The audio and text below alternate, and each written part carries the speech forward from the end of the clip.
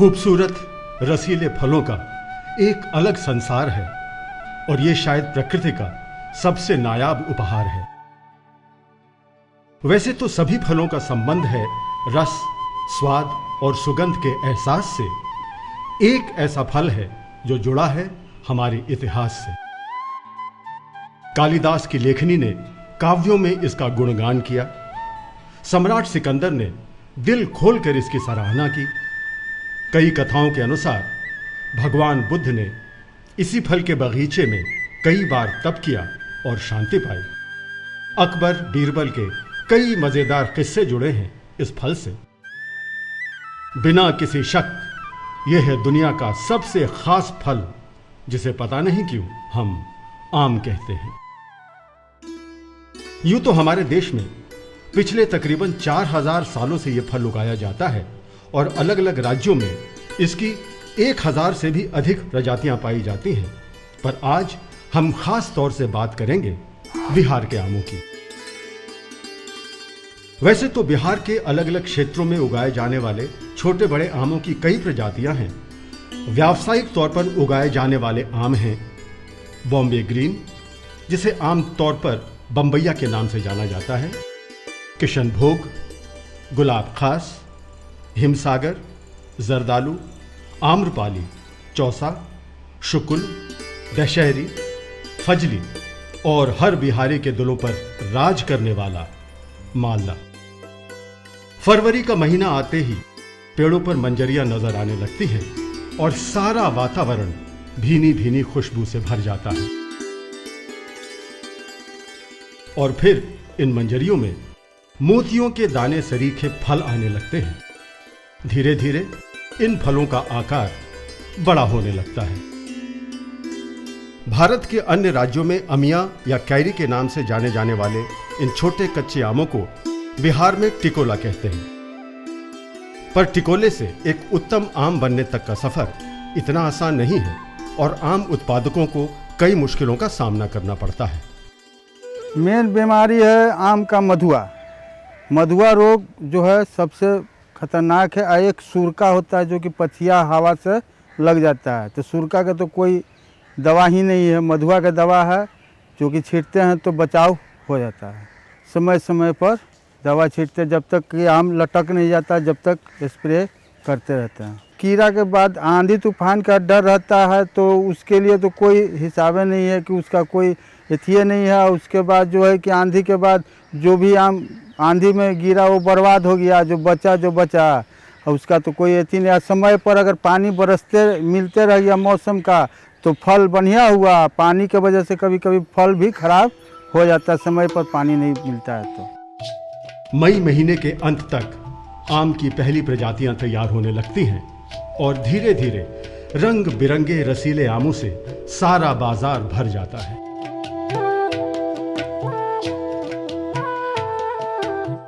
पूरे जून और जुलाई महीने तक फलों का ये राजा शौकीनों की जुबान पर राज करता है और अगस्त महीने के मध्य तक उसकी अंतिम प्रजातियां भी समाप्त हो जाती हैं। बाजार में सबसे पहले आने वाले आम हैं गुलाब खास, जर्दा और जरदालू। मई महीने के अंत तक लीचियों के साथ साथ आम की ये तीनों किस्में नजर आने लगती हैं। गुलाब खास की सबसे बड़ी खासियत है इसकी खूबसूरती। पीले और लाल रंग के इनामों को देखकर बचपन की किताब में अ से आम की बनी तस्वीर याद आ जाती है। गुलाब खास काफी रेशेदार आम है, इसलिए इन्हें काटकर नहीं बल्कि चूस कर खाया जाता है।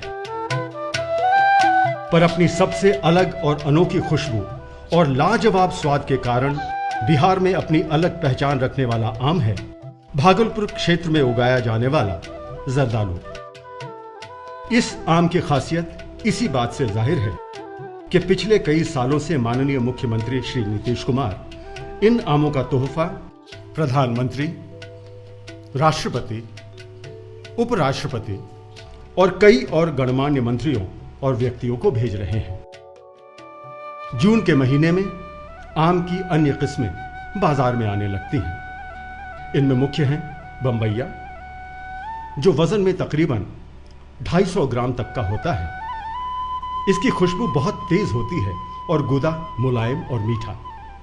कहते हैं इसकी मिठास इतनी ज्यादा है कि अगर खौलते दूध में भी इसे डाल दिया जाए तो भी दूध नहीं फटता। कृष्ण भोग, जो किशन भोग के नाम से प्रचलित है, बिहार का एक मुख्य आम है। इस गूदेदार खुशबूदार आम की मिठास अलग प्रकार की है। ज्यादा पकने पर इनमें कीड़े लगने की संभावना होती है, इसीलिए कम पके फलों को ही खाया जाता है। आम्रपाली बिहार का एक विशेष आम है जो दशहरी और नीलम आमों की हाइब्रिड प्रजाति है। घने रोपण और बहुत अच्छे उत्पाद के लिए ये एक आदर्श आम है।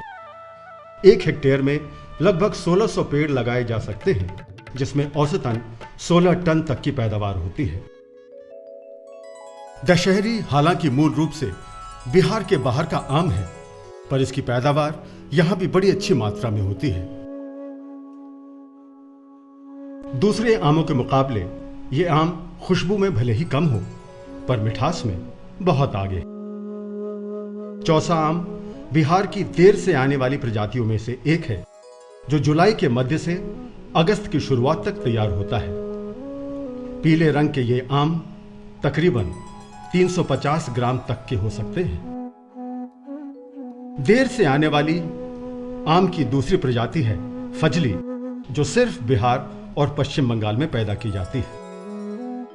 जब ज्यादातर आम खत्म होने की कगार पर आते हैं, तब अगस्त के महीने में यह आम बाजार में आता है और बाजार पर इसका वर्चस्व कायम रहता है। बहुत बड़े आकार के इस आम का वजन 3.5 से 4 किलो तक का होता है और उसकी विशेषता यह है कि यह बहुत लंबे समय तक ताजा रहता है। बिहार में सबसे अंत में आने वाला आम है शुकुल। इस आम में इतने रेशे होते हैं कि इसे काट कर खाना संभव नहीं। इसे बस छील और चूस कर इसका आनंद लिया जा सकता है, इसीलिए इसे चुसुआ आम भी कहते हैं। शुकुल आम की एक विशेषता इसे दूसरे आमों से अलग करती है। ऐसे तो आम के बहुत सारे वैरायटी होते हैं, लेकिन अचार के लिए सबसे बेहतरीन सुकुल आम होता है। सुकुल आम इसलिए अचार के लिए अच्छा होता है क्योंकि इसमें रेसा बहुत ज़्यादा होता है और इससे अचार का स्वाद बढ़ जाता है।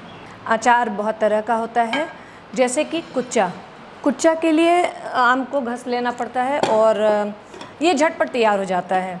बिहार के गांव में ज़्यादातर हम सुखौता अचार इस्तेमाल करते हैं। इस अचार का स्वाद बहुत ही बेहतरीन होता है और इसे काफ़ी दिनों तक रखा जा सकता है। हमारे यहाँ खासकर एक अचार ऐसा बनता है जो बाकी जगहों से थोड़ा डिफरेंट होता है। इसे हम खटमिट्ठी कहते हैं। ये भी सुकुल आम से ही बनता है। सबसे बड़ी खासियत इस अचार की है कि ये बड़ा ही चटपटा अचार है और इसमें बहुत तरह के स्पाइसेस मिलाए जाते हैं और ये चीनी के साथ बनता है। अगर सभी फलों का राजा आम है, तो बिहार के सभी आमों का राजा है मालदा। आम के शौकीनों को सालों भर अगर किसी आम का इंतजार रहता है तो वो है मालदा। और पटना के दीघा क्षेत्र के सफेदा मालदा की तो बात ही कुछ और है। जितना पतला छिलका उतनी ही पतली गुठली, और इन दोनों के बीच रस और मुलायम खुशबूदार गुदा।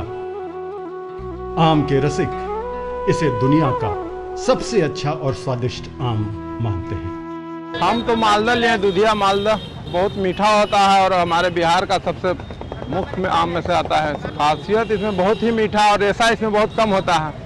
आठी बहुत पतला होना चाहिए होता है और टेस्ट भी बहुत बढ़िया है इसका। बिहार के मिथिला क्षेत्र का आमों से बड़ा गहरा और पुराना संबंध है। अबुल फजल की आईने अकबरी में वर्णन है कि शहंशाह अकबर ने दरभंगा के एक बागीचे में आम के 1 लाख पेड़ लगवाए थे। सन 1860 में लिखी गई पुस्तक आईनाए तिरहुत में आम की विभिन्न प्रजातियों के साथ साथ एक विशेष प्रजाति शाह पसंद का भी वर्णन है, जो वजन में आधे किलो से लेकर 1.5 किलो तक का होता था और मिठास में कोई भी आम इसका सानी नहीं रखता था। इसके बाद 17वीं सदी में संस्कृत में लिखी गई पुस्तक उपवन विनोद में आम के उत्पादन, विकास और संरक्षण की विस्तृत जानकारी मौजूद है।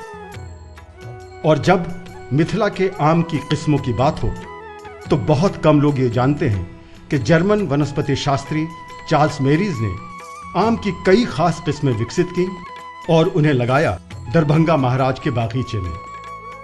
कुछ किस्में जो आज भी जीवित हैं वो हैं दुर्गा भोग, लक्ष्मेश्वर भोग, शाहपसंद, सुंदर प्रसाद, कर्पूरिया और भोपाली। आज भी दरभंगा महारानी के आवास लक्ष्मी निवास के निजी बागीचे में इन्हें उगाया जाता है। इन सभी प्रजातियों की एक नहीं अनेक विशेषताएं हैं। चार्ल्स मेरीज द्वारा विकसित जितनी भी वैरायटीज़ हैं उनका और बाकी आमों में दो डिफरेंस है। एक तो ये है कि इनके पकने का जो तरीका है उसमें डिफरेंस है। बाकी आमों का जो आप देखेंगे तो उसके पील्स छिलके के तरफ से वो पकना शुरू होता है और गुठली तक पकता है। तो जब तक वो गुठली के पास पकता है तब तक ऊपर का जो उसका लेयर होता है वो थोड़ा सा लिसलिसा हो जाता है, वहाँ से वो ख़त्म होना शुरू हो जाता है, वो डिटेरिएट करना शुरू कर देता है, इसीलिए उसकी सेल्फ लाइफ नहीं होती है। दूसरा कि पहले से जो आम चले आ रहे हैं उसमें रेशे ज़रूर होते हैं, लेकिन चार्ल्स मेरीज ने जो भी प्रकार विकसित किए उनमें एक खूबी ये है कि उसमें तो रेशा होता ही नहीं है। पल्प जो है उसको काटिएगा आप, पल्प एज इट इज़ रहेगा, लेकिन मुंह में जाने के बाद वो रस में तब्दील हो जाता है। अब ये पल्प को आप देखिए, इसका ये गुठली हुआ तो गुठली के पास जो पल्प है वो बाकी पल्प से थोड़ा डार्क कलर का है और ये लाइट कलर का है। दोनों के टेक्सचर में फ़र्क है, कलर में फ़र्क है। ये थोड़ा सा गीला हो गया है ज़्यादा और ये अभी भी काफ़ी टाइट है। ये शो करता है कि पकने का प्रक्रिया जो है वो यहाँ से शुरू हुई है और यहाँ पे ख़त्म हुई है। तो ये बाद में पका है और यहाँ पे पहले पका है, इससे इसका सेल्फ लाइफ। अब इसको थोड़ा सा कुरेद के भी देखेंगे तो इसमें कहीं भी आपको रेशा नज़र नहीं आ रहा है, रेशा है ही नहीं। और ये बम्बई वैरायटी के आम है, इसमें देख लीजिए आप, दोनों के पल्प में एविडेंट हो जाता है। जो टेक्निकली नहीं भी ज्ञान रखते हैं वो खाने से ही इसको पहचान लेंगे कि कौन सा उनका है और कौन सा पहले से चला आ रहा है। अभी तक जिन भी आमों का जिक्र हुआ वो सभी कलमी आम हैं, जिन्हें वैज्ञानिक तरीके से कलम बनाकर विकसित किया जाता है। आइए अब नजर डालते हैं बिहार के बीजू आमों पर। जैसा कि नाम से जाहिर है, आम के बीज या गुठली से जो पेड़ पनपता है वो बीजू कहलाता है। हर बीजू आम आकार में बहुत छोटा होता है और इसे चूस कर ही खाया जाता है। उपवन विनोद के अनुसार कलमी आम को अशुद्ध और बीजू आम को शुद्ध माना गया है। सभी धार्मिक अनुष्ठानों और यज्ञोपवीत में केवल बीजू आम के पत्तों और लकड़ी का ही प्रयोग किया जाता है। यहां तक कि दाह संस्कार के लिए भी बीजू आम की लकड़ी ही प्रयोग में लाई जाती है। आयुर्वेद में भी बीजू आम को ही बेहतर माना गया है, क्योंकि इसमें गर्मी कम होती है और यह मरीजों और बीमार व्यक्तियों को भी दिया जा सकता है। यही कारण है कि बिहार में बीजू आमों की मांग भी कुछ कम नहीं।